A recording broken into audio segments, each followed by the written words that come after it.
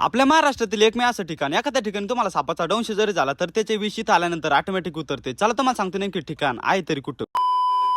तर जय श्रीराम मित्रांनो, मी तुमचं अमल. तर स्वागत आहे तुमचं आपल्या पुन्हा एक नवीन आपल्या मराठी ब्लॉग मध्ये. आज मुरुमखेडाची यात्रा असल्या कारणास्तव दरवर्षीप्रमाणे याही वर्षी तुमचा भाऊ येऊन पोहोचला इकडे दर्शनाला. जसं की मी तुम्हाला आपल्या व्हिडिओच्या सुरुवातीला बोललो की एखाद्या ठिकाणी तुम्हाला सापाचा दंश जरी झाला तरी त्याच्या विष इथं आल्यानंतर बऱ्याच प्रमाणात ऑटोमॅटिक उतरते. आणि यासोबतच डॉक्टरांचा सल्ला पण घ्या बरं का. आता बऱ्याच जणांना जी आहे ती गोष्ट जी ती खोटी वाटेल, पण हाच इथला इतिहास आहे. कारण की आमच्या आजूबाजूच्या 100 गावच्या पब्लिकने या गोष्टीचा पुरेपूर अनुभव घेतला. आणि आज इथं आपल्या पब्लिक पैकी दर्शनासाठी कोण कोण आलो होतो त्यांनी आपल्या व्हिडिओसाठी एक कमेंट करा. मस्तपैकी यात्रा फिरता फिरता आपल्यावर प्रेम करणारी भरपूर सारी पब्लिक इथं आपल्याला आज भेटली. आता गडबड जास्त असल्या कारणास्तव बऱ्याच जणांना जे आहे ते आपल्या व्हिडिओ मध्ये घेता आला नाही, त्यासाठी माफ करा बरं का. बाकी माझ्यावर प्रेम करणाऱ्या पब्लिकला सगळ्याला भेटून मला एकदम भारी वाटलं बरं का. आणि सर्वात मेन गोष्ट म्हणजे इथला लिंबू मिरचीचा महाप्रसाद खाण्यासाठी सुद्धा नशीबच लागतं बरं का. पण आज मला एक गोष्ट कळाली की नुसतं इंस्टाग्रामवरच नाही तर ऑफलाईन मध्ये सुद्धा तुमच्या भावाच्या नावाचा लय मोठा ऑर्डर आहे बरं का. चला मी जातो आता घरी, तोपर्यंत तुम्ही करून टाका आपल्याला पटापटा फॉलो. आजच्या दिवसासाठी इथंच थांबतो. लवकरच भेटू आपल्या अशाच नवनवीन व्हिडिओ मध्ये. तोपर्यंत आपला जय महाराष्ट्र.